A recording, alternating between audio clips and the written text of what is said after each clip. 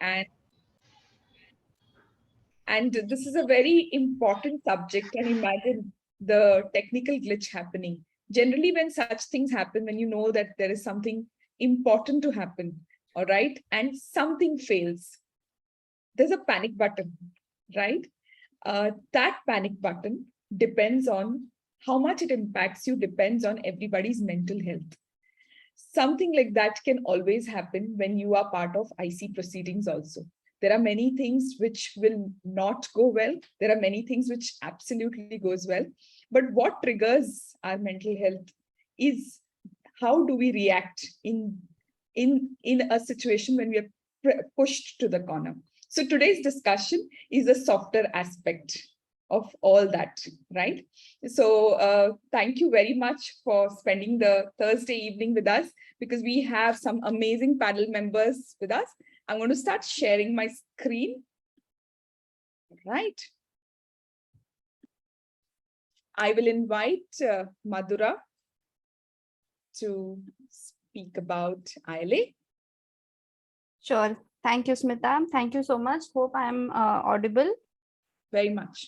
Okay, great. So just ILA in 1 minute for all of you. Indian Lawyers Association is a non-profit organization. It is run by lawyers for lawyers and with a vision to clean India's legal system. So with that big and massive movement that we are taking up, we invite all of you to join us and address issues like dependency of cases in the country, or the number of judges versus India's population, or even the number of courts and lawyers and the corruption and all the problems that today's Indian legal system is facing. So with this, I'll hand it back to Smita, and we'll be very happy to invite all of you. I will send a detailed email to all of you mostly tomorrow and invite you to join us on this movement. Thank you so much, Madhura. Quickly about myself and my organization. So as Madhura said, that ILA and KelpHR started this initiative of giving back to the society around approximately 2 years back. We'll celebrate the 2-year landmark soon. But the idea was a prevention of sexual harassment law came in 2013. While the law is very crisp and clear, there were many smaller, finer details which were left for interpretation.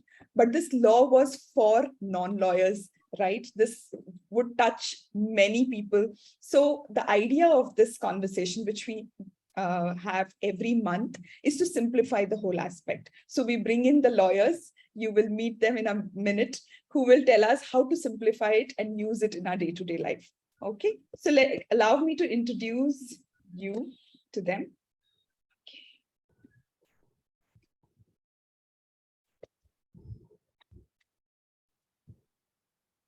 All right.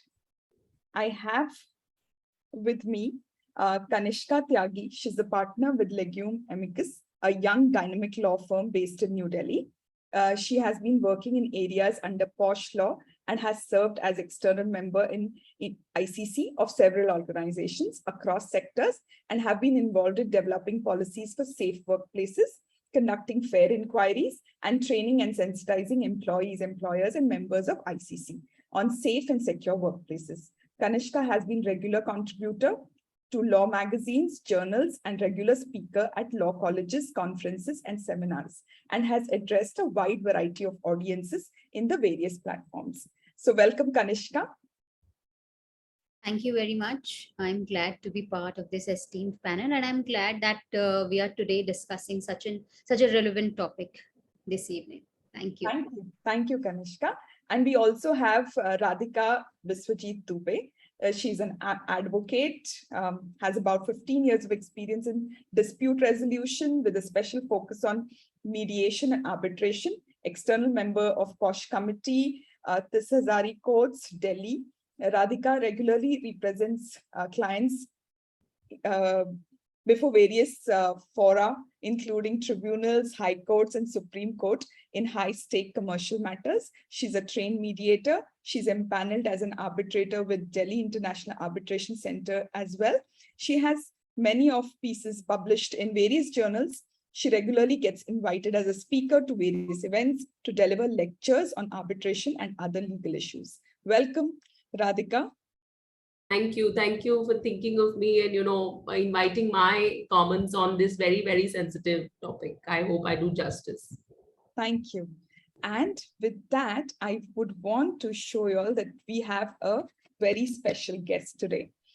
We had not published her name because we wanted to surprise you, right? So the special guest is Sujata Suresh. She is passionate about women, children, and comes with an experience of 18 plus years in the field of training, out of an overall experience of 25 years. Certified counselor, interpreter, 17 plus psychometric assessment, and practice of yoga and meditation that has helped Sujata to help individuals understand self and walks the journey to help them carry themselves with grace, dignity, and to remain calm in amidst of stressful situation. Now, Sujata and the two lovely people, the lovely lawyers that we have, are going to decode something which is very, very precious to us. Mental health during IC proceedings. Nobody talks about it. Generally, what happens is IC members are trained about the policies, about the laws. These are the questions you can ask. These are the things you have to be mindful about. Done and dusted, and they are thrown in the deep end of the swimming pool, right? But how does it always progress? Is it easy? Is it easy to swim across without any life jacket? No, it is not. It is very, very difficult. So today we are going to decode this. And while thinking of the subject and why this came about is, recently, one of the cases that I held, I was part of the committee as an external member. The respondent raised his hand and said that I'm feeling very stressed in these proceedings. In my career throughout, I have always seen victims being stressed. This was the first time the respondent said that I'm feeling stressed. Now, as an IC member, how are we trained to handle these conversations? What can we do as a next step? Because this is nowhere mentioned in the law. We were never trained to handle this. So these are the kind of discussions we are going to have today. Okay. With that, I invite Sujata, if she wants to start with, what do you think, Sujata, is mental health? If you, I hope I've done justice to the discussion in the beginning when our technology was failing. Yeah, I can understand. It's only technology that fails, it's all right. But then, our determination is much more than that. And you set a very good context to it. Am I audible, Yes. Smita? Yes. Yes. This is a very, very important aspect, what you have brought in. The thing is, whether it is the respondent or whether it is a person who's filing the case for it, both undergo stress. It is this fight or flight kind of situation where the person who has filed the case is actually trying to build courage within self that I want to bring out this. People who suffer along with them are your family members, and sometimes the respondent also is undergoing this. The main point that we should recognize over here is it's not that, this is something little difficult to accept maybe, but the truth remains that whether the person is proved guilty or not, human being is human being. Panic attack is a common experience that can happen to anybody. Now here it takes us a little, it calls for a little care that, can we help establish this for the people? I think this is something which we should start recognizing, that mental well-being is a very important aspect because we don't know when the breakdown will happen. And it's good to prepare all involved. Thank you. That's what I have to say. Thank you, Sujata, and welcome on board. So I will start this discussion also as a next, of course, after understanding why mental health is important. I will would like to ask Kanishka that do you follow any particular steps to ensure that during the proceedings, all parties are at comfort, Kanishka? And there's another part to this question. If any parties mention, as I shared my story, that, I'm feeling stressed, I need support, are ICs obligated or are they supposed to do something about it? Thank you for that question, Smita. And this question that you've asked it just took you 2 sentences to ask the question, but the question encompasses in itself a number of issues, right? Firstly, the first part of question was that what do you do to ensure that all the parties are at comfort? Well, first thing that we as members of internal complaints committee can do is that make them understand that firstly these proceedings are for the benefit, obviously, to find out the truth, not just for the benefit of the victim. Because if we just assume right in the beginning that the complaint is correct, is fact, is based on facts, and the guilty accused is guilty, then we are not being fair, and we are not doing justice to the accused person. So right at the beginning, we have to be absolutely unbiased, and we have to make them understand and assure them that the entire proceeding is going to be absolutely fair to both the parties. If both the parties can be comforted and can be assured that this is not against me, this proceeding, the purpose of the proceeding is to find out who actually is guilty or not, and this is, I'm not victim here, I'm not being prejudiced against in any manner. Second part of the question was that what are you obligated, I'll come back to the first part. Are you obligated as per law, as you mentioned that there are so many gray areas which have been left to the interpretation by experts, by people who are practicing law. The law does not say anything about it, that are we obligated to do something on that or not. However, as a practice, I've seen that there are a few companies who are sensitive towards that aspect of ensuring that mental health is also important, and parties do feel stressed, not just the complainant and the accused person, but also the members of the internal complaints committee. And some companies do have that mechanism of they do provide assistance in form of they have in-house counselors, or if they do not have in-house counselors, they have an external counselor who can be consulted by any of the people involved in the proceedings. However, as internal, I would like to mention that as members of internal complaints committee, it is very difficult for us to play the role of a counselor. Why? Because we also have to be extremely unbiased. We have to be fair. So if you are, so it's very difficult to balance, to maintain that balance, that you have to be fair. You cannot assume that whatever is being alleged is true. You cannot assume that the opposite side, the opposite party, the accused party is absolutely guilty free. So you cannot assume, you cannot take sides.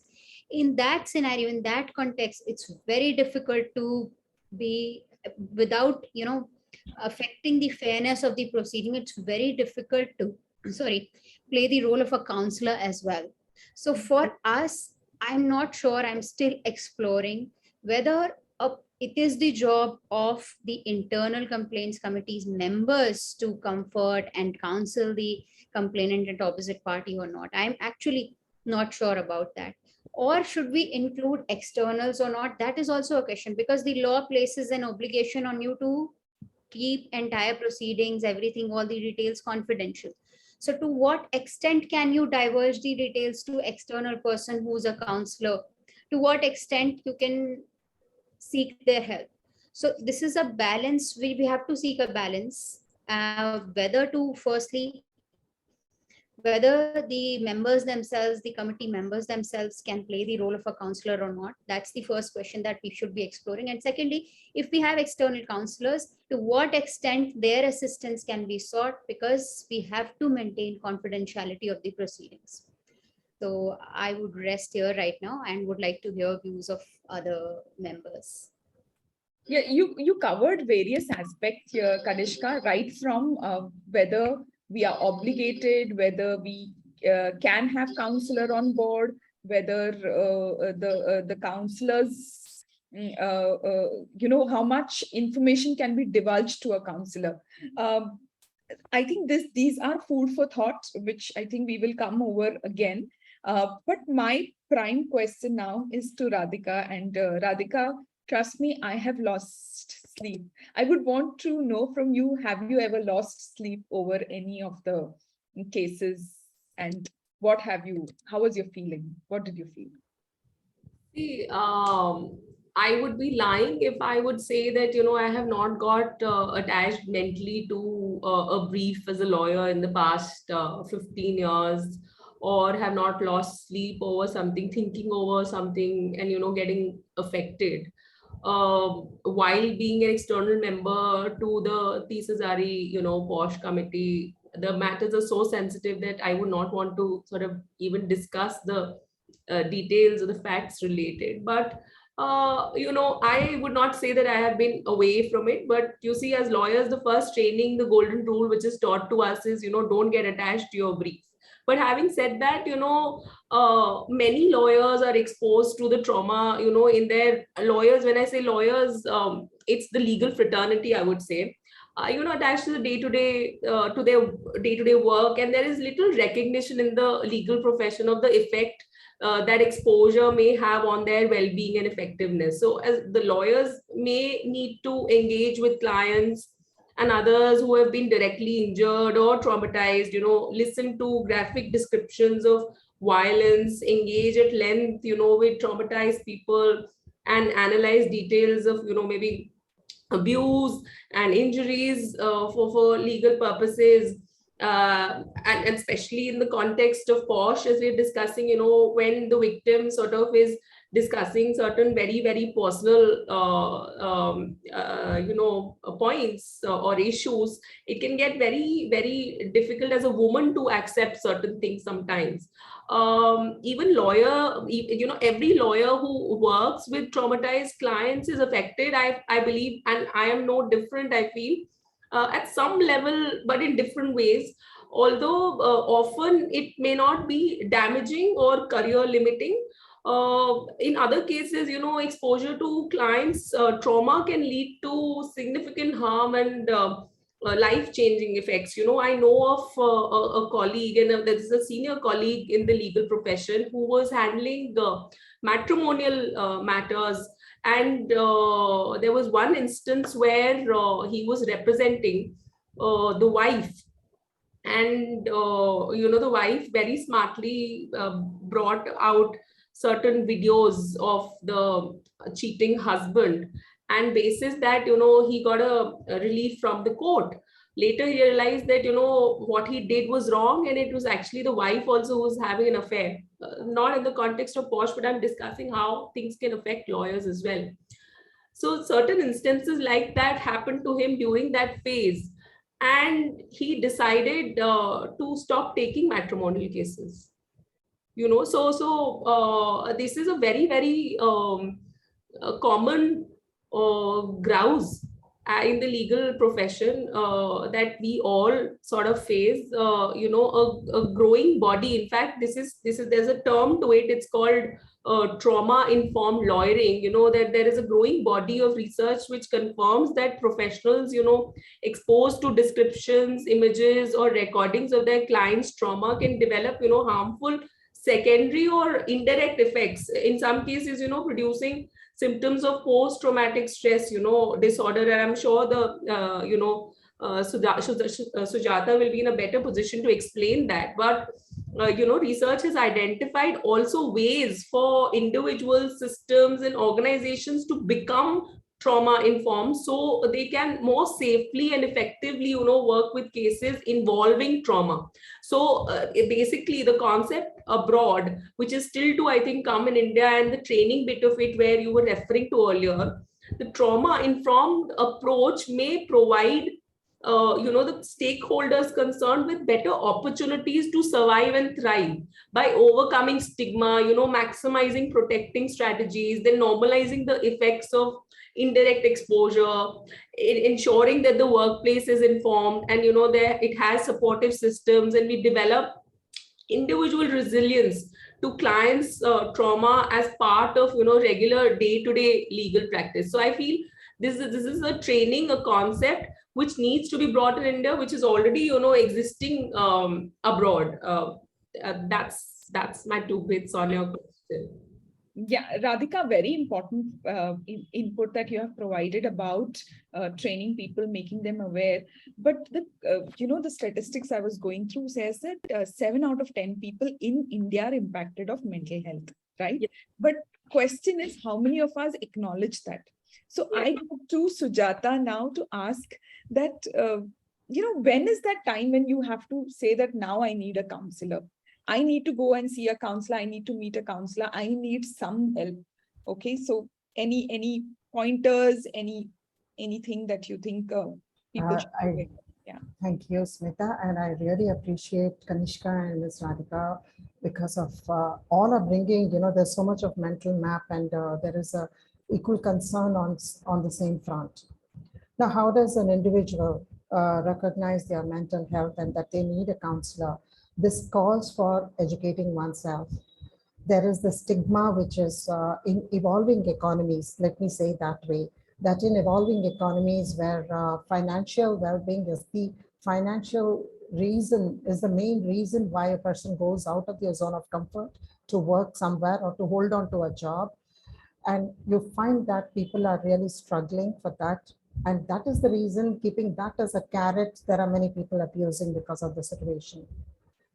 In the stage of induction, my request and suggestion to organizations is that at the stage of induction, something towards saying that without talking about without talking about the unpleasant situations, but bringing awareness that in case of there is a mental challenge, how do you deal with it? This could be one of the questions that can be brought in, and that would bring more awareness. More this kind of conversations involving people can actually help others, even the listeners, to understand, do I need a counselor now? So that they can step out of that stigma that what will my family think of? Will my family get a bad name? In evolving economies, this pressure works very heavily on everybody involved. And so I would think that at the stage of interview, at the stage of students leaving college, joining college, even then, bring it in as a state of awareness. Today, you find many organizations are talking of good touch, bad touch to students. And this will start becoming, they can see someone they can trust, and that trust should not be broken, Smita. So, counselors come with a huge responsibility. That trust is something which can never be broken. Absolutely. Thank you so much. So asking one personal or direct question. If you think I am thinking about a particular case day in and day out, the case just doesn't go off my head. Okay. It's a part of my job, right? It's a small part of my responsibility. The flashes of it keep coming. The victim's face, I can see. Sometimes I lose my sleep. I wake up thinking about something that we have discussed. I keep thinking, oh, did I ask this question right? Did I make somebody uncomfortable? Do you think that's a sign that you need help? Or do you think it's okay? You can continue. It happens. It's a phase. It will pass. I would think that, to be very honest, definitely Kanishka and Ms. Radhika, please add on to what I'm having to say over here. One is, this is where my evolution happens, that something I have recognized is happening. How do I address it? I should start recognizing, how do I address it? It need not be that I have to go to someone else for the solution. For times when these kinds of, it's not what you're talking of, when these kinds of images keep coming, it's also possible that I come across IT related challenges where numbers keep rolling and something keeps going on in the background. For these, we say that pranayama can be a great support. If I start recognizing that there is some overdue happening and there's something going on in the background constantly, individually also I can learn that there is a solution to support myself. This is as an individual.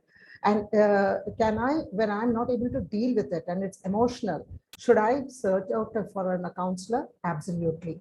First I recognize the symptom. Second, I see what can I do about myself. And if I cannot handle it, then whom do I contact is something which we should be able to establish. This is what I would like to, and I would love to listen to the others. While Tanishka and Radhika, would you want to add something here? I'll add on to this. So your question is quite pertinent, so there are, one is, what could be the reasons for stigma? Now, you see, the reasons for stigma, I feel, could be dependent on very many factors. What has been my upbringing? the gender, then of course the nature of my job. It could be, basically what I'm trying to say is, it could be very many factors, multiple factors working together. For example, because the point is that one is you're thinking about a particular issue, because you're concerned. The other is that you're relating yourself in some way to that incident, and you're not able to. So subconsciously, our brain functions beautifully. We sort of register everything, but it comes out in its ways and forms, I feel, and it plays games with us. So according to me, the reasons may be very many and individual specific. But as Sujata mentioned, pranayams, and I feel meditation comes very, very handy, because that's the time when you're spending time with yourself. You're trying to understand why certain things are happening to me, and you try and have that talk with yourself. I think it really helps. Something that I practice on a regular basis, to calm myself and maintain my zen in whatever manner that I can. But I also feel that if you want to normalize mental health, then the first thing is acceptance within yourself. The first problem or the obstacle is that you yourself are not able to accept that there's a problem with me. Once, or this is not normal, this should not be happening. And if this should not be happening, then I need to do something about it. And when I need to do something about it, then I start figuring out the solutions, right? And at a society level, I think we need to normalize the subject. Like Sujata mentioned, we need to talk about it. Awareness is one of the things that definitely needs. And I think in the last couple of years, thanks to Bollywood and otherwise the government also taking beautiful initiatives, I feel we are in a much better space as we were a decade ago. But a lot needs to be done. There's another aspect, so let's assume in a workplace scenario, right? I know that there is a person who's sensitive, or I've been told that he's dealing with some stress, or directly I know that he's undergoing some mental issue. But because I don't have understanding or knowledge of the topic, I do not know how to approach the issue. It can be as simple as this. So I'm completely clueless how to deal with the person who's undergoing something like this. So this is quite applicable to people around you at workplace. This is also very applicable to the family, because you need to understand how to deal with a person also dealing with mental health. So to bring down the stigma, that you need to understand or have knowledge of the subject, at least the very basics, which can come only through awareness. And that's what I feel. Thank you, Radhika. Actually, that's exactly the point. Kanishka, I want to say. I want to add, Radhika beautifully summarized her experience. And what I want to come back to your question, that when is the time to go to the counselor, when it's the right time. I don't know what is the right time, and Sujata has already given us the experts view. But personally, what I follow, what I do is, usually what happens, Smita, that if there is constant pain in my leg, right? So maybe my parents or someone, family, friends, even my colleagues, they would say, okay, why don't you do something about it? I'll take an over the counter painkiller for it. And if it's coming back again and again, it's recurring, I will take some more painkillers. And once I realize that no, painkillers, I cannot take that many painkillers, it's not going to help, I cannot handle it myself, now is the time to see a doctor. Similarly, if our mind is being overactive, if it's affecting our work, firstly, what I personally do is I try and these tools that we have, maybe yoga or meditation or pranayam, maybe calming yourself through just sitting quietly right in the beginning, start of your day.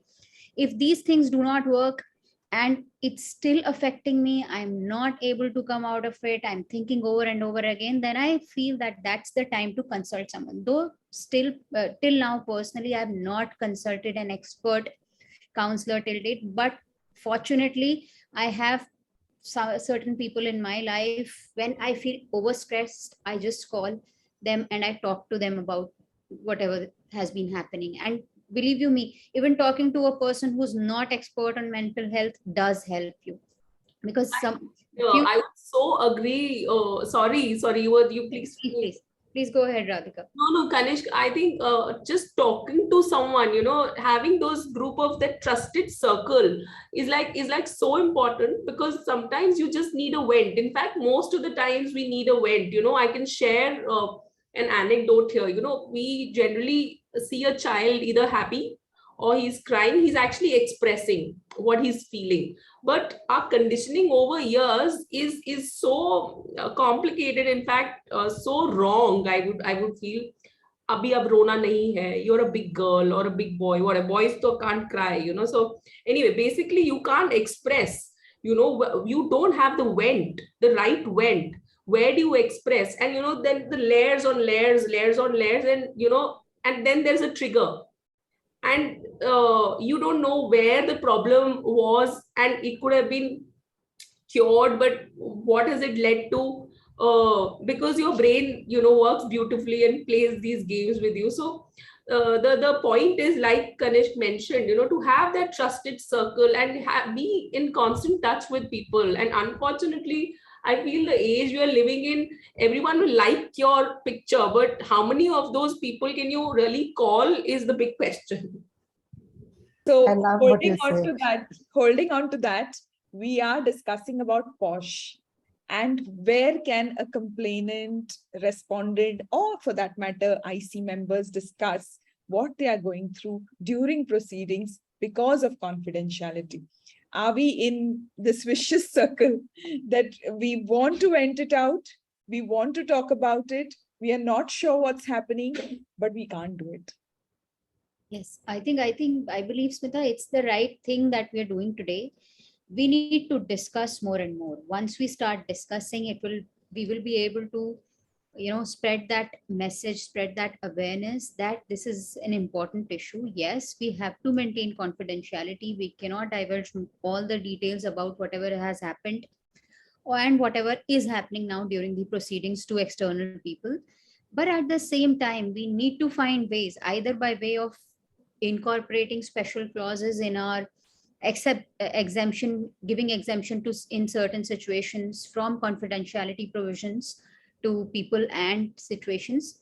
Either by doing that, or maybe we can also seek amendment of law in future, because we are the people, we are the body who can exert pressure on the lawmakers. And the point is, we have started the discussion, and this is how we will see change when we actually talk, because law is very basic right now, right? As you mentioned, that a lot is left to interpretation. So if we talk more and more about it, then certainly we may see in future that this is recognized, that we need to balance the need of confidentiality as opposed the need for maintaining saneness, if I can use that word, or mental peace of all the people involved. I'd like to actually add a point over here. May I, Smita? Yes, please. Yes, please. What I really like is that sense of belonging that Radhika brought in and Kanishk brought in is a very important aspect. That feeling of belonging is something which is, so I'm actually addressing even what Mr. Sundarajan has put in the comments over there, the do's and don'ts. Do connect with people. And the don't is, don't think that social media is connecting with people. Okay, this is a beautiful point that Radhika brought in, and I really so loved it. I wanted to add on over there. Many people think that, oh, there are so many likes to my Facebook, and oh, it's so great. But then that's exactly the point we are bringing in over here. Do you have those authentic friendships with you? Do those authentic people in you who in your group? Can you build such kind of warm and welcoming people who can be there with you through thick and thin? Okay. This authenticity is of great value. And in growing economies, in growing, in evolving population like ours, it is important that we bring in this aspect of building good relationships. Sense of belonging is one of the ideas to help face such situations. And the don't of it is don't think social media can sustain it.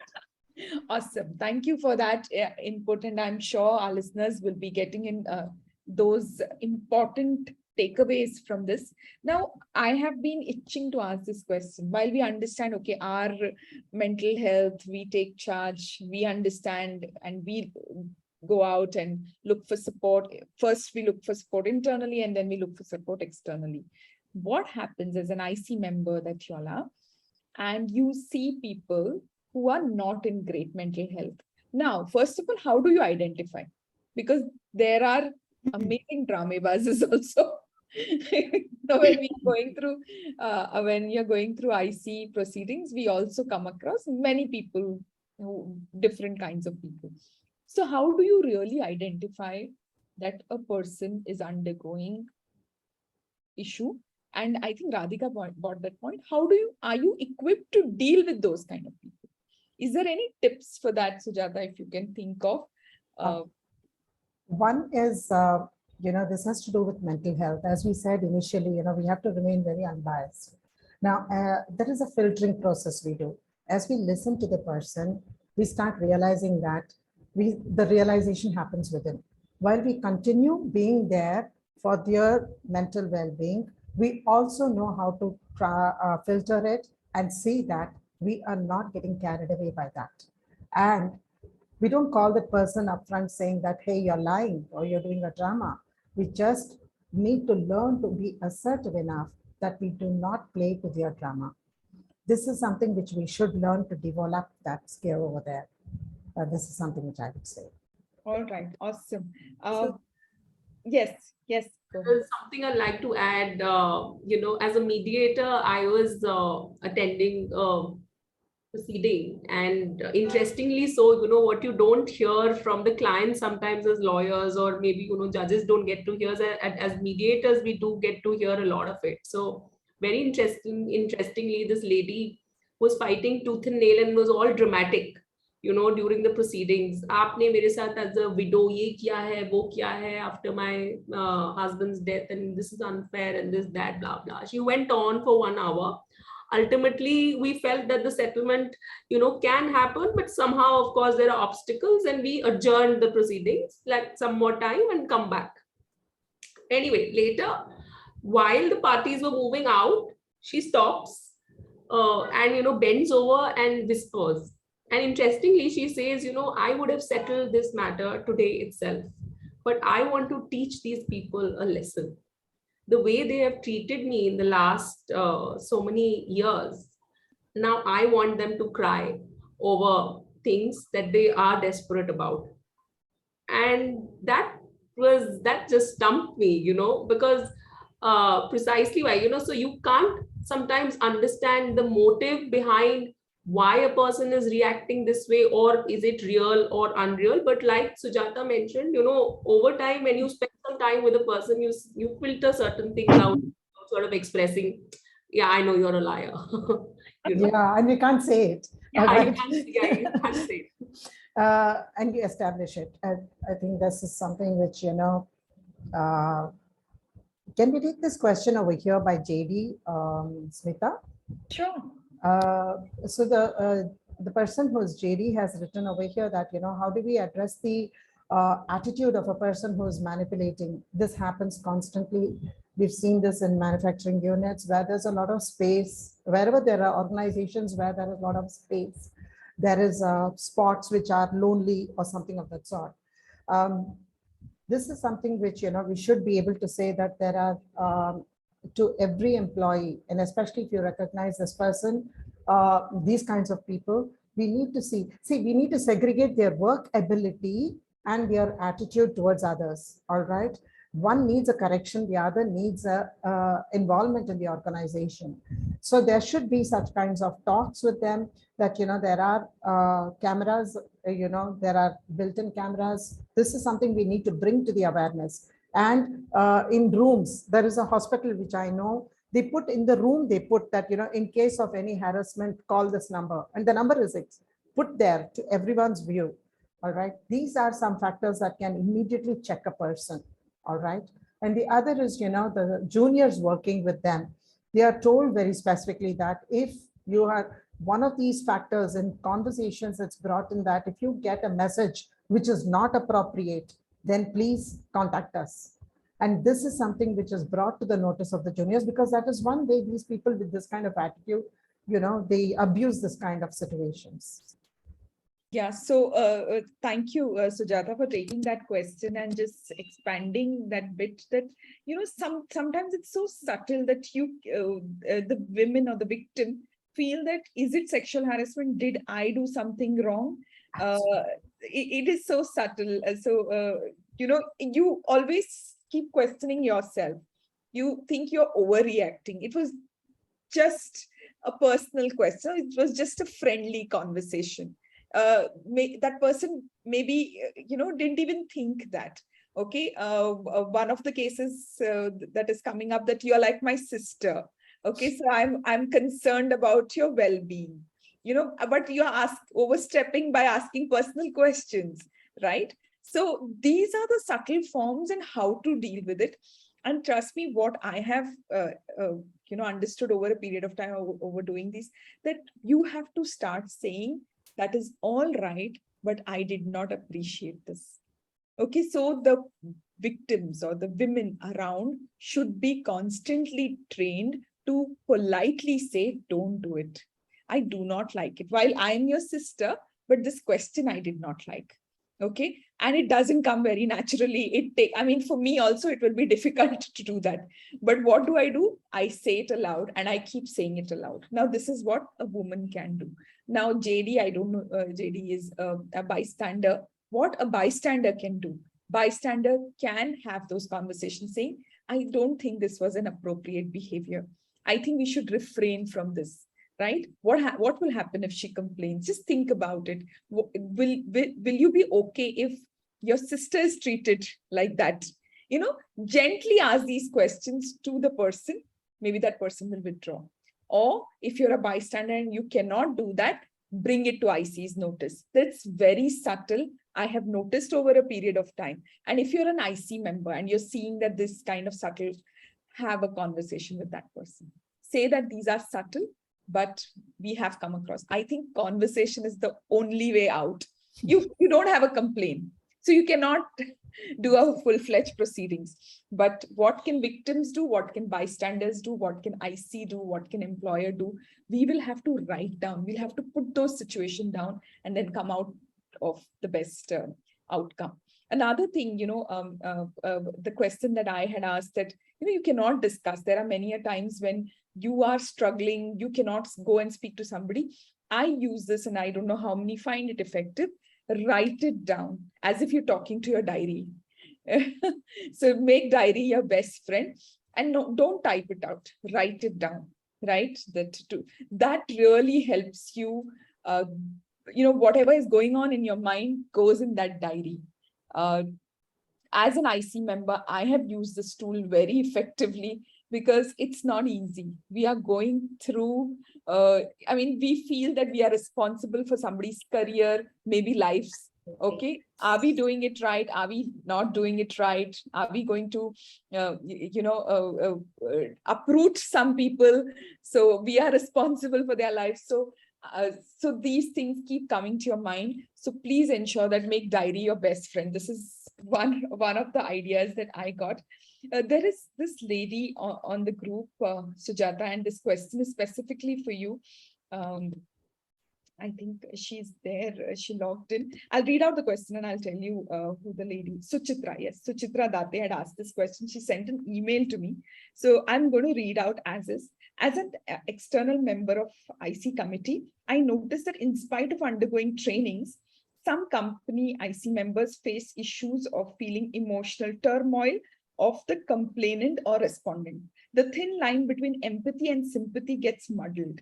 Any tests or points that can be covered, how each IC member can test himself or herself on this score to bring themselves from sympathetic to empathizing and be fair to the affected party. Being judgmental is not the issue here. Please note. Suchitra, thank you. It was a lovely question. I would think that, thank you, Suchitra. And I would think that, can you create your own, we say this, like anger thermometer, okay? When in anger management, we look at it, I say that, do you check yourself, all right? There are two factors here I would like to bring in. Am I able to assert? I think Kanish brought it very well. I think Radhika is bringing it out well. And that, can I venture to share my perspectives to someone, all right? Whether I write it in a diary, like what Smita was saying, or I talk to someone, but assert. Assert doesn't mean that you're aggressive. Just assert, all right? Is this okay for such a thing to happen? Now, how can I check myself between whether I'm becoming sympathetic or empathetic? This is something what I would like to say is, let me take away the sympathy part of it, because this can it can go into another spin. To hold perspective of the time constraint over here, I would say that, am I empathetic to the complaint and to the person who's the respondent over here? Am I feeling that, how do am I listening to one, or am I not listening to the other? These are some factors that I should check. When the person is speaking, am I becoming judgmental about the statements that they're doing? It may also happen that my memory about the previous some cases I've come across can make me feel, oh, this person's behavior is so similar to that. And it starts clouding. Remember, the mind itself plays so many games for us. So to keep non-judgmental, to be assertive, is a very healthy way, which naturally leads me into being empathetic. And there's a thermometer, which I say for myself, okay? Am I being empathetic, or am I allowing my personal experiences to cloud me here? You can assess yourself, all right?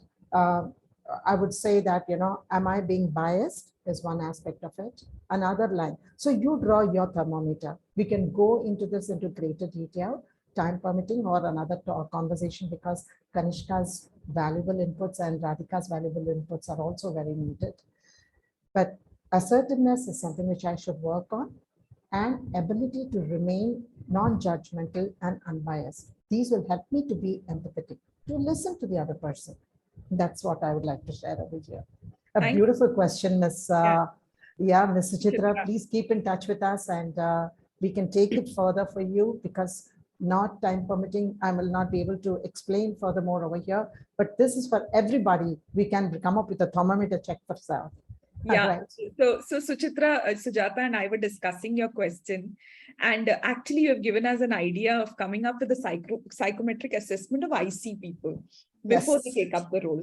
So we'll be brainstorming this, and thank you very much for that idea, actually, because your question only got this idea to us, that can we, a lot of organizations ask this question, that how do we identify the right IC within the organization? So we give them, like, do a credibility check, do a service level check, to ensure that this person has great communication skills.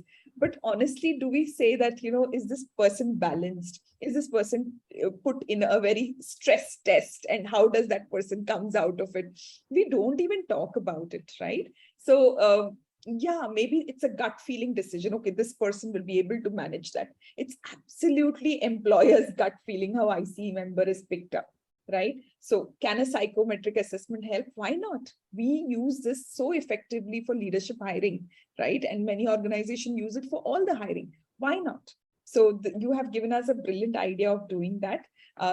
Radhika, Kanishka, you have anything to add to Suchitra? I just wanted to add one point. Thank you, Smita. That was just on top of my mind and I missed out. Yes, Suchitra, we are actually going to work on this, and we will be sharing upfront. Psychometric assessment is not judging the people. It's just saying that what is the mental level of the person right now, and how can we support them to recover from that also. IC members may go through this. This can be a very good solution in the long run. Looking at it in depth, and we'll come back with an answer. Over to Kanishka and Radhika. I'd like to listen. Smita, what I do personally, it's very easy to get, carried away by whatever is being done, whatever is being shown, portrayed by either the respondent or the complainant at that particular time.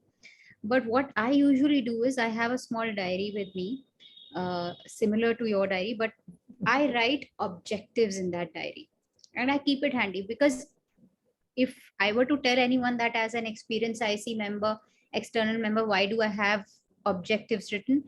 But mind, it's not easy to train your mind, right? Even if you are doing over and over again same thing, the facts differ, the merits differ, the kind of complainant people, the complainant and respondent, those people differ. So you have to keep reminding yourself that these are my objectives, these are my guidelines on which I have to work during these proceedings. So I keep this diary handy, and I keep going back to it during the entire proceedings to tell me that no, I cannot be. That reminds me of one of the recent incidents.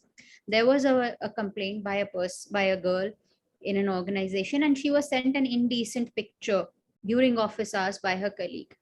And she said, no, I really like this person, he's my very good friend, but this is the only time he has done it, so I do not want a very serious or stern punishment to be, or fine, whatever, to be levied against him. And at the same time, the organization cannot take it lightly, right? Because we have to set precedent and we have to create safe environment. And just by looking at the incident in isolation, you cannot take it lightly. And at the same time, the respondent started crying during the proceedings that please don't do anything adverse to me. I am the only breadwinner in my family. My father is ill.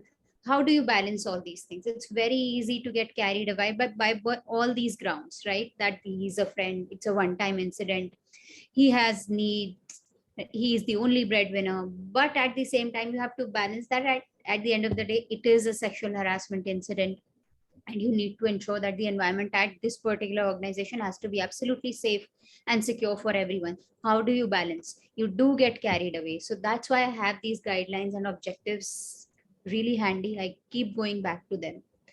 And at the end of the day, we are all humans. Anushka, I'm showing my Yeah, note. I saw your note there. So That's this is what such I an amazing story, actually. And it was such a true scenario because Yes. the respondent will give you all the stories of why that person should be, not treated adversely. And you are in your mind getting flowed in that emotion, right? And as an organization, what is it that you can do? As an IC setup, what is it? It's an amazing story. Thank you for that. I just have one point to share over here, Smita. May I? What I notice is that, when I'm listening to all of us, all the wonderful points that are coming up, I'm wanting to use this occasion to say that, can there be for all the ICs across India, can there be sessions where they can upgrade themselves, listen, constantly discuss with each other, this kind of conversations that you're bringing in, this kind, which will be very supportive for them, and they can cross-check with each other. These kinds of forums would be very, very supportive for people, is what I was just thinking. I just thought, like, Suchitra, let me give an idea to here. Definitely. And this is what the platform is. We are consolidating, people who register, and we send them all the notice. It's a way of giving back to the society, honestly. Absolutely. KelpHR and ILA, we come together and we pick up. In fact, we invite topics also. If you have any topics which is impending in POSH law, please send it to us, and we'll bring in the brilliant minds as we got in today, and we'll see how to decipher it. So that's the thought, that's the idea. Radhika, do you have any to add anything, or we are like almost 3 minutes? Yeah. No, I think a lot has been said. I think most of the points covered. In fact, interestingly, in one of the opinions that I was giving on POSH very recently, the client asked me, how do we ensure, because we had to deal with the appointment of the IC members. He's like, how do we ensure that they're mentally fit? Like abroad, we have these psychometric tests. So I said, unfortunately, India doesn't have anything like that. But point is that abroad, these things are already there. So there are criterias, well beyond which include soft skills. How mentally strong you are or able you are to handle a situation like this. And of course, the trauma directly, indirectly related to how well will you be able to handle a situation like this. So yeah. So Radhika, we are evolving soon. We'll be here where we. I'm sure. One good practice I wanted to share during COVID times. This is a village called Shivagangai. All right. The local police and the commissioner were conducting sessions of POSH online. And all the members of that village were attending that. And because there was a rise of, now did Shivagangai go through such cases? No. They saw that during COVID times, there was a lot of abuse within the family members itself. So this was something, and I was part of the conversation, and I really appreciated the police for, for talking about this in a forum and creating these kinds of well-being before anything picks up in that village itself. This is possible. I just thought I'll leave this thought. I think we have to just be ahead of curve and keep thinking, keep evolving, Yes. get questions like Suchitra and review what we are doing. So any questions from the participants here? Okay, I think we've on the way spoken or responded to their questions. Yes. Sundarajan has been putting in inputs, so we have taken that too. Any closing comments from the three of Yeah. you? Could I? Yes, Sundarajan. Yeah. Yes. But I have conducted quite a lot of domestic inquiries and followed up also as a member of the POSH, as an external member, and conducted two inquiries also. I definitely feel quite a lot of times the IC members, initially, this was the fact about 3 years back, where the IC members were very much afraid of external assault or of even being, attacked by either members, and more so by the false complainants, because their end is to have vindictive approach. So it was very, very extremely important for the presiding officer and also the IC members to be acrobatic and also have a paradigm to see that we continue the inquiry, but at the same time, we don't look like premeditated in the opinion, and we want to go through and the credibility of the IC team can be expected in the way we conduct the inquiry. So preparing the mindset and the foundation of that is more crucial, as I heard it from all the speakers, and more so on the psychological aspect or paradigm development by, as said by Sujata. So this is a very, very crucial aspect to recall. When sometime back you all may know that as a case happened in Zenpact, the AVP was falsely accused, and poor fellow he committed suicide. I know while conducting the inquiry, I've also seen in one particular case where one of the women employee, it's a true case, but she wanted to take vindictive action on the on the cause. So we have to neutralize that, and we have to conduct in a way that you can't take the law, you can't do that. That is why we are there. And also very important role we have, why this law came into being. And it was very atrociously in the 93 onwards till 97 it happened. So we also have a moral responsibility to comply the law. Though the law is very basic, lot of improvement have to be done. Whatever you have upgraded knowledge we all have today is because of the court precedents, either by the High Court and the Supreme Court, as the law itself is practically not approachable. I think it's time that the law gets modified by so many, and there is a forum for Minimum Wages Act and several other acts. That should be a forum by the central government or by the state government. And most of the states are still sleeping and they are under the carpet on this law. So I would like to just share over here that, while the points you brought in, Sundarajan sir, is very, very strong. And probably, we should be able to, Smita can organize another conversation on this. I think all of us should evolve as people, because I should also know how to handle myself as an individual. And thank you. This is really wonderful. Smita, over to you, dear. Thank you. Swapnil mentioned, pointed out that there's a question, but Swapnil, I think I'll need some clarity what you've typed. There is change in IC committee after certain tenure. In this case, all facts and evidence can be affected. It's justifiable. Can you unmute yourself and tell me what is your question? Do you mean to say, can it be passed on? to the new IC? Are you saying that? I didn't understand your question. Can you unmute? In case of any changes in the committee, so it will some ups and downs and factions figures, and so whatever the justice will be provided to the parties or victim, so it will be feasible to give proper justice to him or her in case of changes in the committee. So change in the committee happens every 3 years, right?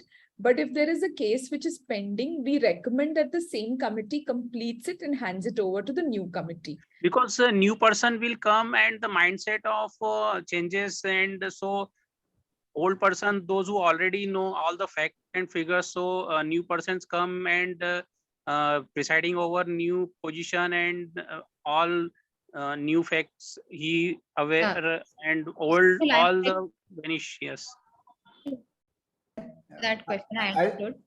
I would like Basically, to just it may add- certainly be more time consuming. It may certainly be more time consuming to conduct the proceeding if an inquiry has been pending and then there is a change in any of the composition of the IC. But I believe there will be no effect or really less effect on the fairness of the proceedings, because we see all the time that the roster of the judges keep changing. New judges come in place of the old one, and they begin from where their predecessor has left. So I believe I may be wrong, that it lends more credibility to the proceedings because the same person is not hearing you. And I believe that it will be more fair for the parties, but certainly it will be more time consuming. But we will have to apprise the new person coming in with all the facts, everything, evidences, whatever has happened. Though, Is there any delay? Is there any delay in case of justice if new person comes and again? So those who committed, so they will get a more chance to pressurize to the victims, like that situation will be generated. That is a probability. I'm sure the committees usually address that concern. There is a probability of the victim being pressurized by but the law itself talks about that situation, right? Law requires you to ensure you can pass interim decisions and you can transfer the victim or the respondent to other department. You can suspend the respondent during the pendency of the proceedings. So there are a lot of interim decisions which can be passed, which can be taken care, which can be used to ensure that the victim is not pressurized, the evidences are not touched upon by anyone. So there are enough provisions in the law itself, I believe. just to Because I saw. Just to add on, though the law very clearly, the POSH Act very clearly says change of members after 3 years, but there is a Gujarat High Court decision. In the absence of a matured continuum of members, the old people can continue. So this decision almost came some 2 years back, or many of us must be aware. And therefore, in my organization, where do I advise, I continued old members when the new members were not competent enough. Point number one. Point number two, when there's a change in the IC members, will happen because of resignation or other factors. The presiding officer has got the role to hold the flag and to maintain a balance between the new member and the old member. And they need to be, the new member also has to be updated, educated, and an alignment to be brought with the IC team so that it is not rocked.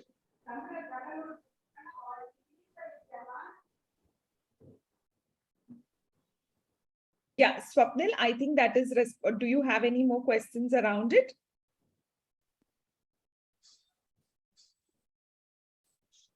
All right. Thank you very much. Ma'am, one more thing I would like to say, because of You said something. ma'am, sorry for interrupt. There is an interruption. So, women says that the POSH is totally related to the women's. I am asking that women will not be get proper justification because the committee can be changed. So that's why I am asking this question, because it will be totally affect to the women's. Okay, Swapnil, you heard two opinions. Okay. So I think as an organization, as an employer, you'll have to make a decision.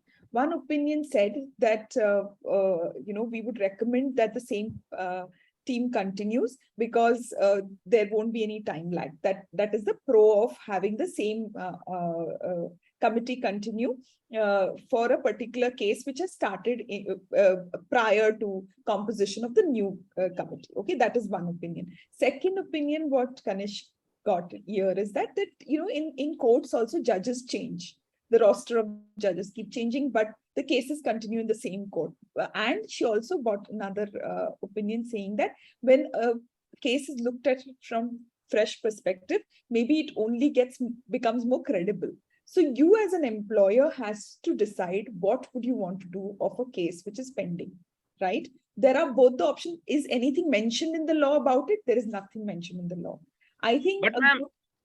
But ma'am, many cases, women's not getting proper justice. I saw practically, ma'am, because the women's very much affected and they are not proper justification because we are talking here, but practically they are not getting. She will have to compromise so many places, ma'am. So she raise her hand if she feels that I won't get justice from another set of committee and I would want this committee to continue. Yes. I think she can raise her hand and mention that to her employer, and an employer can take cognizance that she would be comfortable with her earlier committee. I think as an employer, that decision can be made.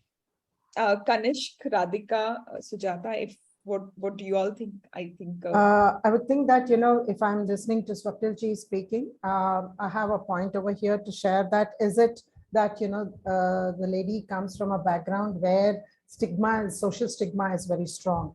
Now, in that particular, if that is so, then there's one thing we can bring in is inspiring ladies, speaking about inspiring ladies and how they dealt with some situations, as a storytelling, as connecting with your employees. This is a way where we can say that this can be established, this can be, all right. Feeling victimized, if the person is staying in that state of mind that I'm victimized, this is leading to the opposite. I mean, it is like sympathy and empathy we looked at, Smita.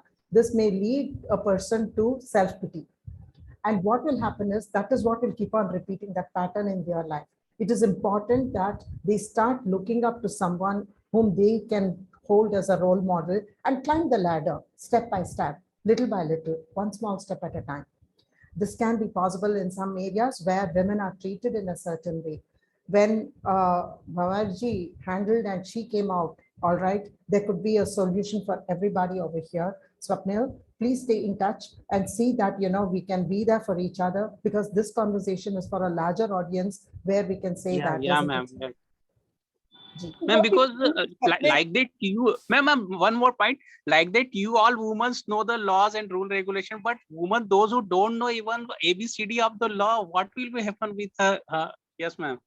Yeah. Please share these kinds of videos to them, and let's start building up a better environment there that they can understand. If you want it in a different language, we can do that. It is important that we reach out to everybody with using this technology in a very positive way. So Swapnil, let me do this for you. I think you have a lot of questions around it. I will share my number with you. It is available anyways, but I'll share my number. Let's get into a call and let's see how we can help this situation. Okay. Thank you, ma'am. It's already 8:12 and I really don't want to hold any audiences and panel members. Thank you very much, all of you. Thank you. I have learned a lot in this conversation today. Thank you for simplifying these aspects for us. And that is what is the motive of KelpHR and ILA coming every month together to slowly, work this through. It's not easy. It's not easy. The law is basic, as I heard many of you all saying that, but because it is basic, there are many, like Swapnil's question, right? It did not have a response. Does it have a direct response? It does not. You'll have to decipher it. And thank you very much for all of you for helping us do that. Yeah, so we'll close the session for the day. Thank you so much. A wonderful initiative and wonderful listening to Kanishk and Radhika.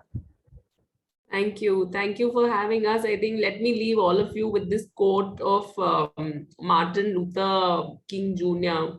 He says, our lives begin to end the day we silent about things that matter. Wonderful quote.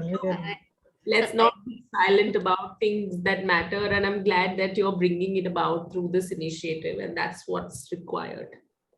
Thank you Thank so you so much. much, everyone. And I'm glad that I was co-panelist with Radhika and Sujata, who are accomplished and experienced. And I'm really glad. I thank you, Smita, for inviting me to discuss this relevant and sensitive topic. Thank you. Thank you. Thank you so much. Thank Thank you you so all. much for coming. Yeah, really. Much appreciate. Thank you, dear audience. Thank you. Thank you, audience, for being patient throughout. Thank you so much.